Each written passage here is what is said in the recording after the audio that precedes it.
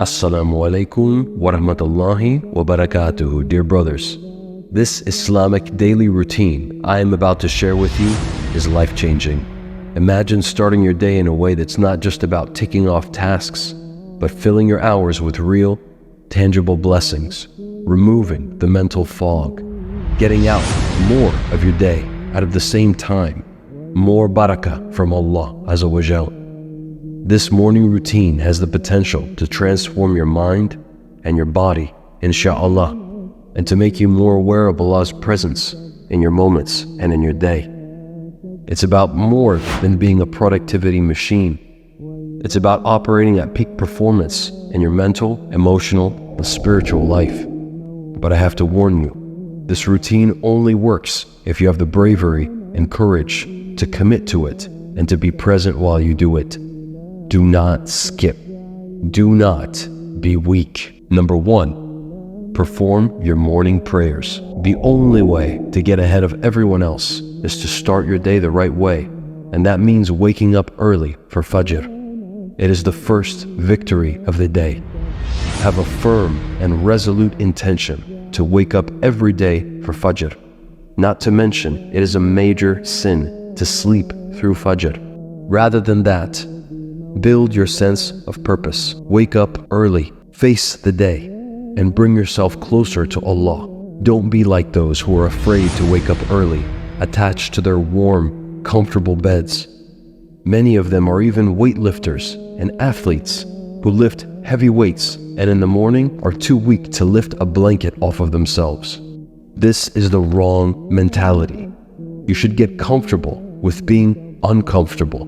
Roughen and toughen yourselves. As Amirul Mu'mineen Umar radiyallahu anhum said. Now, let's not forget about the Tahajjud, the night prayer. Though not obligatory, praying Tahajjud bears significant weight in Islam. This is the time when you seek closeness to Allah during the last third of the night, a moment when the world is silent and your heart can speak more clearly. The Prophet Muhammad ﷺ encouraged this practice as mentioned in the hadith. The best prayer after the obligatory prayers is the night prayer. Sahih Muslim. Subhanallah. Think of the last third of the night as the time when Allah opens His palace for you. Allah Azza wa Jal directly said that anyone who prays during this hour will have his dua received directly by Allah, and it will be answered. Imagine if one of the Muslim rulers opened his palace to you in the early morning and said, "Come by any time after 2 a.m. before Fajr, and I will give you anything that you want from my kingdom." Wouldn't you go? You'd be crazy not to. But Allah opens His palace for you every morning, and you don't wake up early to go? Subhanallah. Think about what this means, brothers. Wake up early for Tahajjud. Don't miss out on all that you could receive and on all the blessings that are waiting for you from Allah Azza wa Jal. Number 2, fasting. Now, in this sense, we do not mean the religious fasting that comes with Islam. We mean delaying your eating. Have you ever realized that when you have a full belly, you end up being lazy and tired? The Nabi sallallahu alayhi wasallam said that the worst container any man can fill is his stomach. Now, occasionally, on feast days, the Nabi sallallahu alayhi wasallam would fill his stomach, but this was an occasion and very rare. The majority of the time, at most, the Nabi sallallahu alayhi wasallam would have 2 meals, and one of them was only a small meal of dates and water. You need to learn to use your hunger and leverage it to your advantage. This will teach you how to be disciplined.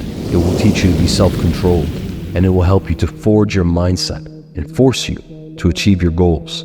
Now, do not misunderstand. Different people have different priorities. For instance, if your goal is to gain weight and muscle and you're a competitive athlete, then of course, fasting in the morning may not be optimal for you. But if you want mental clarity, if you want to forge a strong and resilient mind, and if you're a normal person and not a competitive muscle-building athlete, then I would advise you to fast until you deserve to eat. Let me say that again. Fast until you deserve to eat. Earn that meal. Instead of having a full meal as soon as you wake up, Just drink 2 to 4 glasses of water and use that hunger to work on specific tasks and goals. Some people will have a glass of tea and even a glass of coffee, or both. At least have some important work done before you eat. For example, you can complete a deep work session, focus on your studies, and even exercise, all in the morning before you eat. Why? Because eating makes you slow, it makes you sluggish, it makes your mind foggy, while hunger keeps you sharp, it keeps you ambitious. The majority of high achievers would rather be hungry, alert, and attentive than they would be fed, satiated, and potentially sluggish. Number 3, read or listen to the Quran. Starting off your day with the words of the Quran is like starting a trip with the most beautiful, scenic route to reach your destination. Whether it's a single verse or an entire chapter, each word of the Quran holds deep and powerful meanings for your soul. When it comes to interacting with the Quran, as a Muslim, they think they need to be fluent in Arabic or become a scholar to apply the teachings in the Quran. This is wrong. You do not have to be a scholar or recite long chapters. Even reading or listening to a few verses in the quiet of the morning can deeply enhance your understanding and iman. In addition to this, seeking understanding from the Tafseers is a valuable way to truly understand the Quran the way that the Sahaba radiallahu anhum understood it. The Quran is not like the Bible. We as Muslims cannot go and make our own interpretations. Rather, these have very specific meanings that have been understood by the Sahaba and handed down over generations, and it is up to us to find out and understand what they mean. Look into a tafsir and understand your Quran to get the most benefit out of it, and do not follow the way of misguidance by trying to make up your own meanings and understandings. Number 4, seek knowledge. The Prophet Muhammad ﷺ said, seeking knowledge is an obligation upon every Muslim. Ibn Majah. This is not just knowledge of the dunya. The Nabi ﷺ is most widely believed and understood by the people of knowledge to have meant religious knowledge. All of the Islamic sciences are interconnected and beautifully interlinked with one another. Study any one of them, but first and primarily begin with Aqidah and Tawheed, because these are the pillars of Islam, and without these, you will be lost. Remember, it's important to learn things that are good and helpful, and this also includes knowledge of the dunya. You should not only lose yourself in books, but rather bring yourself closer to the people around you, become a better person, become more capable, and also bring yourself closer to Allah. Planting these seeds of knowledge in your mind is like planting beautiful flowers and fruitful trees in your garden. If you want to surround yourself with Muslims that seek knowledge and self-improvement like you can join our Patreon and Discord server with over 2,000 members and growing each day. Link in the description. Number 5, physical exercise. Did you know that the Prophet Muhammad ﷺ said that the strong believer is more beloved to Allah than the weak believer?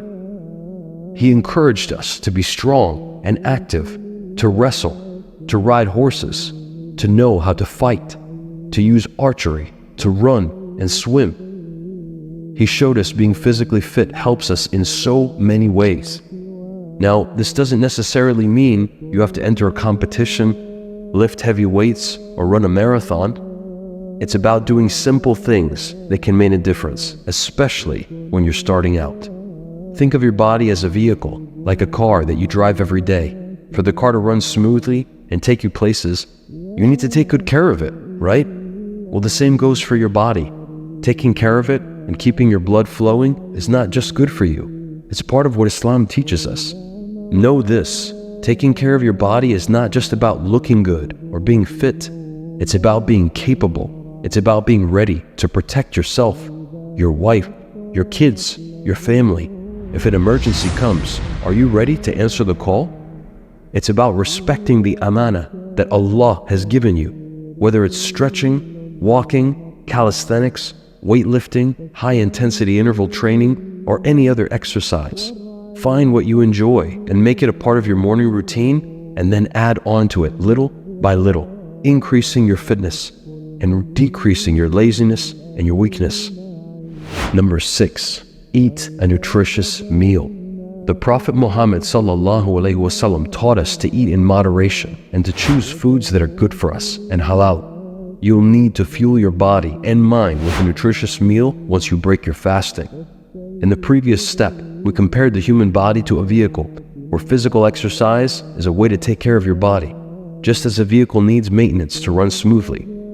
Now, with this example in mind, let's talk about the first meal of the day, which is like the fuel you put in the car. If the fuel is good, the car runs smoothly, does it not? In the same way, our body and mind are directly linked. Eat something high in protein, with healthy fats and carbohydrates, and you will have high energy levels and good focus. This kind of a meal is balanced and gives you a mix of everything your body needs. Choose foods that are nourishing, wholesome. It's not just about respecting your body and giving it the best start.